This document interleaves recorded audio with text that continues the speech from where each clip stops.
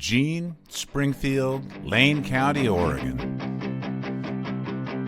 Support our work. Make a donation at strpod.com. Thank you for listening to Spent the Rent Podcast. And now, here's your host, Patty Rose.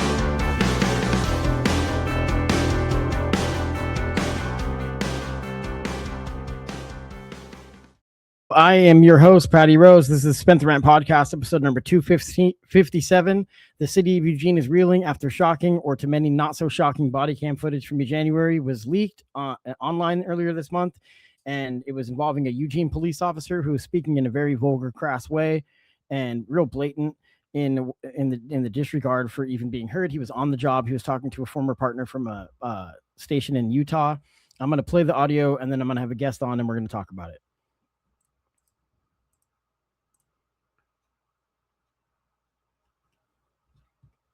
This is the Eugene Police Department.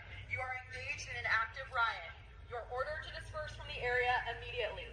Failure to disperse will result in the use of tear gas and/or impact munitions. You may be subject to arrest. Disperse to the south towards Whole Foods.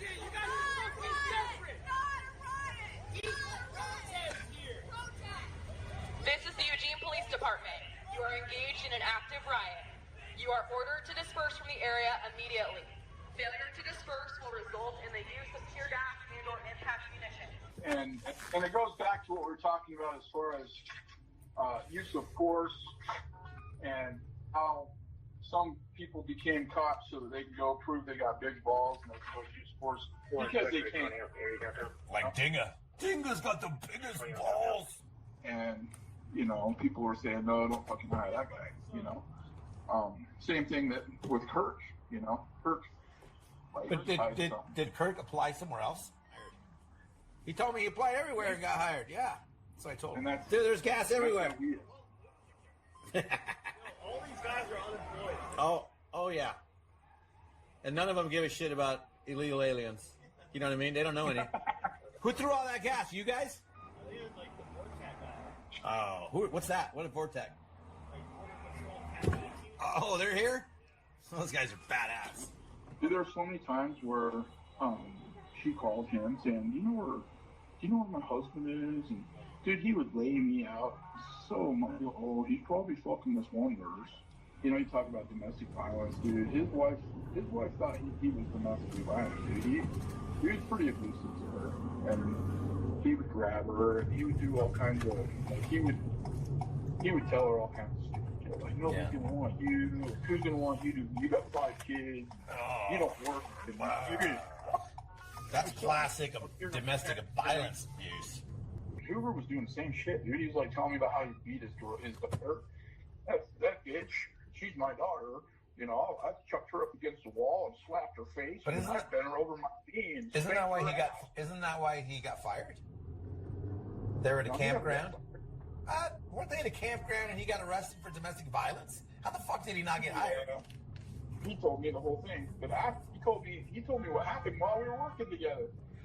Did you know that Tony Martell had a conviction for abuse? No, he beat the shit out of somebody. Oh, his ex-wife's husband. That's if he had beat his current wife's ex-husband, then that would be domestic. Yeah, but he told me, he goes, dude, I thought I killed him. I go, what? He said, yeah, I fucking hit him. Like right in the neck. He was a violent little man. You would not want to fight that guy. I don't know many guys in the apartment that could have beat him up. But no, I could see it in him, like the rage. Like, I don't think I would say, hey, bro, come on down. Let's get a drink when you're up at the canyons, you know? Well, he's a cool guy. You'd want to meet up with him and just the nostalgia of it. You work together. I mean, he's a decent dude. You just got to be careful with him. If you do some of the Walmart cruises, you do a Target. Is there a swinger cruise? I'll do that. Yeah, there are. There's some Nordstrom ones. Yeah.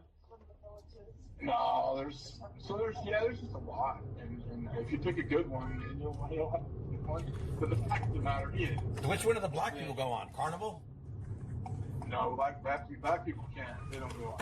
They can't swim. You gotta be able to swim if you go. Yeah, but yeah, they like to just be grounded with their watermelon or their fried chicken. Yeah, pretty disgusting. And this is only a chunk of it. There's like 20 minutes total that was leaked, and it gets even more vile, more racist, more disturbing, to be honest. So I'm joined by local activist Blair Hickok, joining us to break down this massive controversy shaking the Eugene Police Department after local filmmaker Tim Lewis dug and was able to find the body cam records to be able to leak it. And so I'm going to ask you, Blair, first of all, welcome to the show. Hey, thanks for having me. It's always an honor to be here. I really appreciate you having me on. Yeah, we put this together and we've had this has been a couple day process of us getting ready for this episode. You and I have been friends for a long time, and we're going to talk a little bit in a minute about your history going from unhoused to now graduating from grad school, and now very well known as a community advocate, local activist, somebody that speaks out for what is just. And you have, experience in this department, and from learned experience living as a homeless person in Eugene.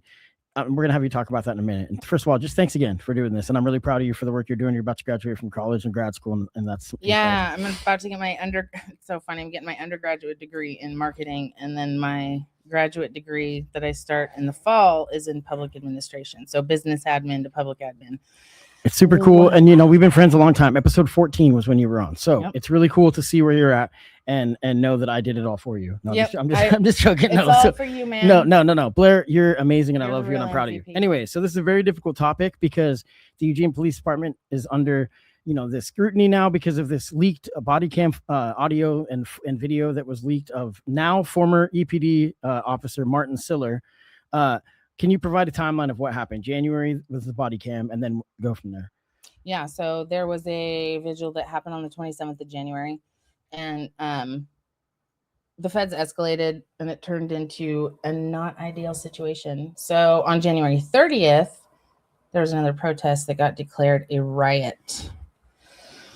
So it was escalated by the police and the feds, not the community, okay? And so during this incident, there was pepper balls, mace, like chemical weapons, noise, all kinds of stuff, smoke. And so Jetty Eddie and Tim Lewis, Jetty was doing her due diligence as a community member. Shout out to Jetty Eddie. And trying to keep people safe, because we're talking like folks on the road trying to go home, their kids in the car, pick them up from childcare, going home, getting, pepper spray. So anywho, they got arrested, both of them. And Tim, he's very, very, very passionate about stuff. And so he was like, you know what? I'm sick of this shit. So he got discovery, and he got over 400 pieces of evidence to comb through. Meaning he got discovery. Can you explain a little more like what that means? Like you basically get an access to, it's public record. It's public information, correct? Or you get a chance. He and his lawyer took care of it. Legal avenues were taken. I don't know the specifics because I am a busy lady, and that is not my wheelhouse. Exactly. But when somebody isn't as arrested, it was legal. Yeah, you have a right to be able to dig and look into everything that could help your case or whatnot. And so one of the things that it exposed this. Yeah. So Tim is a long-standing filmmaker and activist in Eugene, and we're going to talk at length in a minute about kind of some of that history. So continue on, please. Yeah. So anyways, he, over 400 things. It took him a minute. So he got this video, 23 minutes, and it's awful. And he was just like, what am I going to do? Yeah. Like, dude, you got this. That's a lot of power, man. That's a lot. So then there was basically the leaks, and then. Yeah. So he leaked a 4-minute snippet of the 23-minute video. And it's like, it's not a competition as far as like levels of terribleness. It's all fucked off. Like all of it is terrible, and they fucking normalize the shit out of the worst. Yeah, one of the biggest. Anyways, yeah. So anyways, he released the 4 minutes, and within a couple hours, the Eugene Police Department released the rest, and Siller resigned and gets his pension and can probably work. And he's probably working somewhere else. I haven't looked today. So one thing that we had talked about off air is that I had spoke with City Councilor Randy Groves, and he told me that the police department had basically made it sound like this person was an outcast. And you and I were going to talk about this because if he's an outcast, why is he on the force? And this is what continues to happen, where they just say, well, this guy was an outlier. He doesn't represent the people. But it was a known thing that this person didn't fit in with the culture that we should have at that police department. So the person that he's on the audio talking to is his former partner in Utah. And that's because, from what I was told, is that he basically didn't really have a lot of friends on the force. And you can hear it in his voice that he sounds like he's talking like he's a 16-year-old, in the way that he's being just kind of like clown shoes about stuff. And the domestic violence element of this is what really just always gets to me. There's all of it's terrible. It's not like you said, it's not a competition of terrible. It's just that part, this is an ongoing thing you see in police departments where boyfriend laws will never get passed because of the union's amount of money, putting money into it, which is basically where like domestic violence, their guns should be taken away because police departments would not have all of their staff. Like they have known charges of domestic violence. And in this conversation, these two were brazenly having, well, one of them's on the job. They probably both were. You can hear that kind of stuff. You can hear that kind of thing where they're talking about domestic violence as a joke, is something that really is just for you to be caught doing, not for how terrible it is that you're doing it in the first place. Well, you're just a good guy after all. Right. It's no big deal. So yeah, that shit's normalized. And here's the thing, like they do that to create a culture where people are subhuman. And so that is what Black people have been telling us for centuries, since the birth of the police force, aka slave catchers, because slavery was not abolished, just rebranded. And they're diving deep into that right now, FYI, as national news says. So here's another thing. Like yesterday, they were swooping up people at the Fed building. Like ICE is here. They're doing stuff like right now. Like people's lives are at risk. This isn't like... Yeah. What? So anyways, that's normalized, and now fascism. So what are some of the demands that you and those at the front lines of this are asking for? Yeah, so here's the deal. There are a list of demands. So the community is basically in consensus that Skinner needs to go. My 2 cents is that he needs to be fired. I want him removed, personally. Consensus among the community members, we need to stop funding. We need to defund the police and fund social safety net programs. Like this is out of control. Because with Siller, for example, when he started at EPD, his salary was around $100K annually. In 7 years, it went up to 174. That's a 68% increase in 7 years. And this guy was an outcast. So you're telling me somebody who wasn't good at his job that nobody liked got a 68% increase in income? Interesting. Have any of you gotten that kind of raise ever in your life, ever, without having to pay hundreds of thousands of dollars for it? Didn't think so. Right. So anyways, there's that little FYI. Also, we need some... God, the oversight. Come on. We can internal stuff. I'm so sick of it. Yeah, they have a police auditor, which is hired by them. So, I mean, that's always tough. And then, like, I've been told, not to cut you off, but I've been told before on an interview that I did with Andrew Shearer, who's at that time interim police chief in Springfield, that I asked him if you liked a citizen review board, and he said only if they don't have power, because the chain of power that they would want is that you have to go to your mayor and an election, because then you can have them decide if they want to remove the police chief. It's not swift enough. It doesn't have any type of impact that actually gives any type of justice or the feel of when something like this happens. And so that system is, he said it blatantly. And I mean, he was gracious enough to come on, be a guest. But the point is that when I asked him that, he had no qualms of saying that was his definitive stance with no pause whatsoever. So I was telling, and I don't know. It's just wild. You want to continue on demands? Will you say that one more time? What was that last thing? Because I started thinking and it made me really angry and I lost my train of thought. But you were talking about the police chief? Yes. That when he was on, that he said it with no pause, that he said it with no no hesitation. Yeah. It's just when they get caught, they're like, oops, sorry. Their marketing team must make so much money. No, he wasn't concerned with it at all. No. So we're talking about demands. Demands. So anyways, social safety net programs, get rid of Skinner. So there was some policy recommendations in 2021, but see, here's the thing about ad hoc. It is performative. And so if you want to talk about these policies and not implement them, why did they exist? Why did we spend all that money? Why did people waste their time? Okay, so anyways, there's that. We need to end all EPD contact with ICE, which apparently that's not going to happen because of yesterday. What happened yesterday? What do you mean? There's people swooped up at the Feds Oh, you building just by said that. ICE. Yeah, Yeah. okay. I mean, it's all over my socials. Sure. You can check it out. just The wanted to clarify. Eugene needs to provide full transparency around funds received from the Eugene Police Foundation. That's never going to happen, but we want that. So here's the thing about these demands, guys. Sorry. Here's the thing about these demands, y'all. We need to talk about what the follow through is. If they don't do these things, how are we going to respond? Because we hold the power here. We outnumber them. Well, and that their job is to represent us. Thank I you. thought, you know? Yeah. No, dude, they protect property. They don't care Sure. about us. They Sure. don't care about us. Do you want to talk a little bit about is that closed up on the demands for now? Oh you yeah, know? yeah. That's so. This is PSL's official demands. Mine are a little bit stronger, and I'll talk about that on Saturday, and we'll get to the event stuff at the end. Yeah, of this, we're going to talk a little bit about an event that you can go to if you want to hear more and speak out against this or be part of the rally. There's a history of unhoused versus the EPD in Eugene, and I wanted to ask you to share some of your personal experience and just kind of stuff that you hear from the work that you do. Because you lived, like I'd said, you were episode number 14, talked about unhoused in Eugene, and then now fast forward, so I don't know how many years, at almost 10 years, and you're about to graduate from college. I want to hear about your history when you were living in on the streets and talk about your ongoings with the police department. Yeah, I don't really like to center myself, but this is the part where I have lived experience. And so when I lived at Washington Jefferson Park, the police would come in every single morning and get rid of us. They would come and shoo us away and get rid of all the things that were left behind. So we were basically left with whatever we could carry and run with. And this happened daily over the entire summer. And because it was daily and we had nothing, our reach was very limited. So we were kind of stuck. Anyways, because they would change the time that they would come. They would get earlier, they would go later, and so we couldn't predict. And I would get kicked in the head. So that was fun, not fun.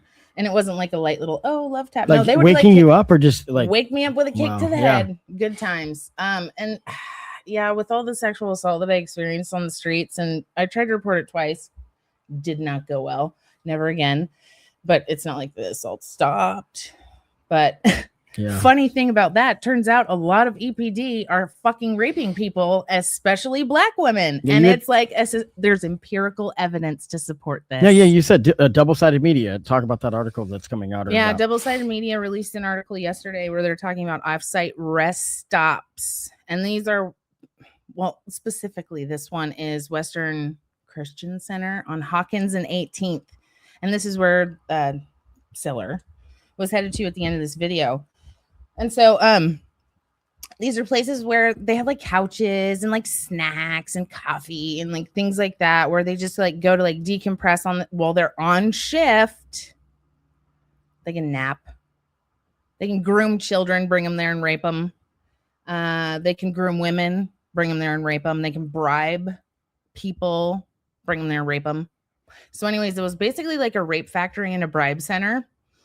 So you can check that out, double-sided media. And so that stuff about scanner. Oh, it's a bad app. Dude, you're entire. Nope, absolutely not. There's empirical evidence proving that this is just the way things are. That's why this guy was just casually having a conversation. Yeah. Sorry. So I want to change gears a little bit, talk about the person, Tim Lewis, who's a filmmaker, local filmmaker that was able to find a lot of these audio clips that were then leaked, and talk about kind of the history in Eugene about trying to call out the or the police brutality or the overreach by cops in our community. Tim Lewis is somebody that's been at it for a long time. I mean, he was a lot of his footage was used in a movie called If a Tree Falls. That was a movie by Marshall Curry. It was nominated for an Oscar. If a Tree Falls. You can find it on YouTube.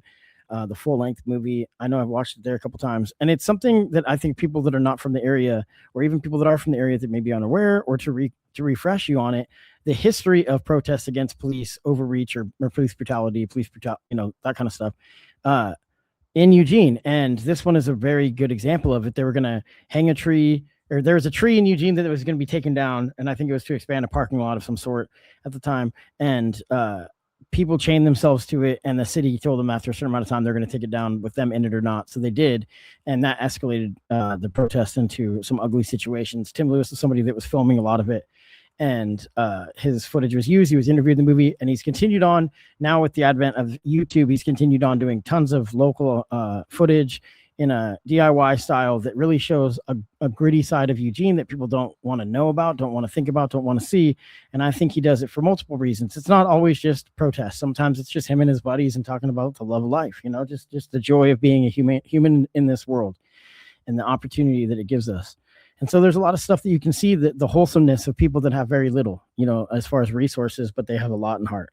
So Tim Lewis is somebody I'm a huge fan of. He's been on the podcast multiple times, and I've been gracious enough to have him talk to me about different times that, you know, the 90s that I was a kid, and then what we saw in 2020 with Trey Stewart and the Black Lives Matter protests footage, you know, the media side of it, and how him and that crew, Tim's crew, or Trey's crew, and Tim had an encounter where they ripped Tim's camera out of his hand like he didn't belong there, which is just, you know, counterproductive to what Eugene's all about, because we need to be documenting these things so that there is an opportunity that somebody that may be misserved or underserved or misrepresented, mistreated, will have some form of justice. So I just wanted to make sure that we mentioned him and the work that he's done in local filmmaking and trying to keep these things being able to be seen and not get tucked under the rug. Do you want to add to that? Oh yeah, Tim, I met him when I did the press conference last year for Neighbors Feeding Neighbors, because we were being hassled by the cops. They were trying to arrest us for feeding people. Yeah. And then, the whole raising our permit fees from $480 a year to $15,400 a year. That's wild. So anyways, I got eyes on that situation and they backed off. Yeah, this is a good segue into that real quick too, talking about the work that you've been doing. Because I know, you worked with Neighbors Feeding Neighbors, which I've had you on doing that. Yeah. And then, and now you and Tim and Jetty Eddie have become a lot closer, and talk about that friendship, talk about just anything you want to share about the work that you've done in the community and in the last 10 years or so. Yeah. So, speaking of protests, and they can look different. So, I was saying we were getting, the cops were hassling us every day and kind of hustling us along in that one summer of 2016. Well, towards the end of the summer, I was like, you know what? I am sick of this. And so we started sourcing bedding, and they had a stage back at Washington Jefferson Park back in those days. So we were on the concrete stage, and we just set up a a non-official protest camp, and we made the front page of the Register Guard, dude. It was cool. So that's one little snippet. That was my taste. I was like, ooh, people have power. But I tried to die after that, so it was whatever. Speaking of which, unhousing EPD. Jetty Eddie is amazing. Jetty Eddie was raised by a police officer, so she has a lot of insider info and tips and tricks and strategies and skills to get around certain situations when she is out, protecting community members as they're being actively, swept or arrested by EPD for existing outside in public as an unhoused person or a person experiencing homelessness. And so, she's followed up. She's the perfect person. She goes to she went to city council. She's following all the rules. She wasn't she was utilizing the non-emergency number to try and do the right thing. And her existence was criminalized. And so here we are. And so that's why on the 30th, when Jetty was doing her community diligence and doing the safety thing, it was well, of course she's there. She's very active. And so Tim, like you said, he films everything. And so they are very close. And I am honored and privileged to say that I am very close with them as well. I love them very much. And the work that they both do is very crucial in different ways. And so that's kind of where I stepped in. So when Tim told me he found this footage, I was like, holy shit, dude, you better not release that whole thing. You cannot release the whole thing. Because like I said, I have a degree in marketing, which is so wild because, hey, I get to do cool stuff like this, like a press conference, and get the community involved in this conversation. Yeah. Not the first press conference. This, I wanted to, and then, if you have anything more to your own side. Yeah. So, it's really cool because I have a couple of superpowers. One is public speaking and the other is networking. And so I was able to kind of pull my network into this situation after Tim pulled me into it initially, and kind of make a game plan, because they call me the responsible one, which is very hilarious. Yeah, I've known you. Yeah. So that's good though. I'm proud of you for that. It's cool because we grow, we change, we learn. So it's cool that I got to do, be part of this, because I am in a place in my life where I am entering spaces I was not allowed to enter. And I am starting difficult conversations with people that need to have them. Okay. And so because of that, when Skinner pulls this, hey, press conference accountability, we want to hear from you, I was like, no, I'm bringing these people into the conversation. We are actually going to talk about this, because you are not providing that avenue that is accessible or reasonable for us as a community. So yeah, I did the press conference. Things kind of took off really rapidly. I superpower networking. I have been supremely connected to a bunch of really amazing pillars of different communities, both Latinx, immigrant, Black, Brown, Indigenous, Asian. Like, I am so honored to be able to be a spokesperson for the folks that don't feel safe enough to speak out right now. And so that being said, when I did this press conference, part of it was being a megaphone for those folks who have been saying this stuff has been happening for centuries. And so who knows, maybe it'll hit different if a white woman says it. And it did. Like, it really did. It got a lot of traction. It really hit fast and hard. And I've got a lot of people kind of, getting the snowball thing going, and a lot of organizing. And I'm getting a lot of education and advice from people who are most affected by this whole entire situation. And it's just such an honor to be able to be part of this, because I just beat breast cancer, man. My reputation's fine. Like we just talked about, I literally had nothing. I was dying 10 years ago. I've had nothing. I'm not afraid of having nothing again. Yeah. So I love having you on. I mean, I think that your episode's my favorite of all time. It was number 14, like I said, for anyone that wants to listen to. It's been I'm like a totally different person now. It's so wild to see the evolution that occurred. But the thing of it is like, if I'm not using, so I'm not going to gatekeep my education for people that deserve to have access to it. And I'm not going to gatekeep my privilege. If I'm not utilizing my privilege for the cause, like, I'm just part of the problem. So this is my opportunity to kind of step in and be like, I have these skills. Can I effectively use them without being more harmful? Please help me. Thank you. And they're just like, oh my God, we will totally help you. And it's amazing because like we're more so on the same page as a collective than we talk about out loud. And so that's why I do stuff like this, where I bring community out in the open and online to talk about these things. And I start these conversations in these places I wasn't allowed in, with these admins, with these city managers, stuff like that, because I don't know, some people are afraid. And when you're faced with your mortality and you make it out alive, you just kind of aren't as afraid anymore. So I do the brave thing, even though I am scared sometimes. So I knew that shit was going to go down when I did this press conference. I got hate comments by the thousands. I got death threats. I lost friends. I was just like, you know what? I don't even care, because people are actually fucking dying. So jot that down. And I'm going to do something about it. Plus, dude, I'm raising a white male child. I'm raising someone who is like ultimate privilege guy. And I'm not about to let this opportunity pass when it comes to him being able to use his for good in the future. For sure. So I'm trying to model that behavior. So Saturday is a call to action. You guys are going to be having a rally. I wanted to make sure before we get to that, we can talk about that now, but I want to talk about exactly, again, just kind of an overview of what we're talking about. I played an audio at the beginning of this clip, if you made it this far, that just shows like a blatant disregard for any type of class and any type of decorum that we should see for police officers, bragging about how domestic violence is something that, you got to get to know them, kind of thing. And then the blatant racism using, and this is all well on the job, so there, people have a right to, every right to be upset about this. And I think change needs to happen. So Saturday, there's going to be a rally. Can you tell us about that? Yeah. So for folks that are comfortable enough attending something that is in person, there is going to be a rally that the Party for Socialist Socialism and Liberation is throwing, and they are going to list the demands I had talked about earlier. And then we're going to have some speakers, one of which is going to be me. And I'm going to be speaking on behalf of members of the community that don't feel safe enough to show up or speak on their own behalf. So I just want to say that's an honor that I've been chosen. Yeah. But the call to action. So yeah, if you can show up, please do. I'm not expected. I will have masks. If you see me there, I'll be in bright orange. I will have masks if you want masks. Another thing is I'm trying to figure out the accessibility thing with folks that have mobility issues. Trying to source chairs and somebody to kind of like navigate parking and transportation drop-offs, like right where the area is.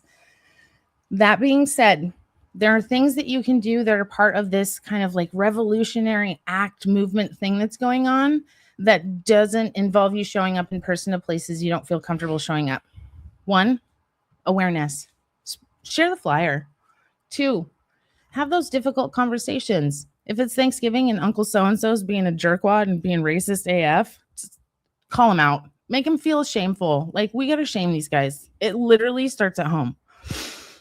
Another thing, mutual aid. The Black Cultural Initiative is an amazing organization to support right now. They do such wonderful things for the Black community here, including like food boxes, gardening classes, outreach, education. I might be getting some of this wrong and missing some there's things, so much. You're fine. There's so much. We'll have a bunch of links too that'll be Yes. available to that. One thing that I want to work on is a resource page on the website for the podcast as well. But continue on. Yeah. So speaking of which, I'm also a researcher. My research is focused on public policy. Right now I'm doing housing stuff.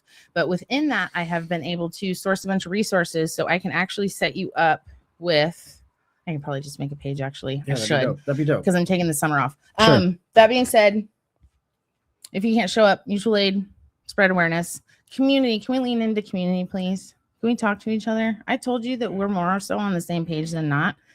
Talk to your neighbors and find that out because it's like so true.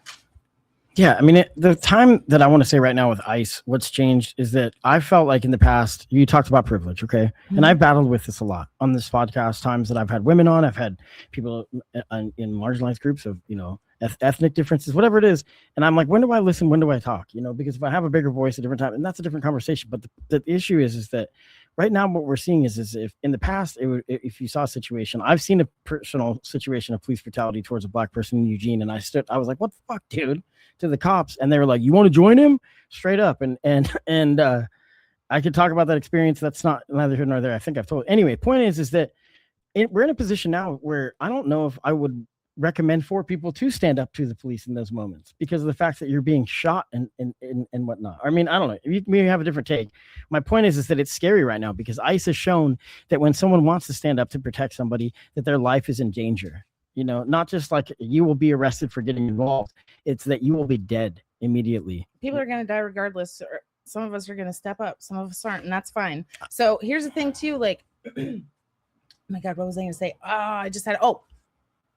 My life started changing significantly for the better and led my path to here when I started protecting and listening to Black women. Listen to and protect Black women. I'm serious. If you are privileged enough to have a Black woman call you in and educate you, please shut the fuck up and listen. Don't say anything, just listen. And if you feel defensive, sit with that discomfort, please. And do better next time.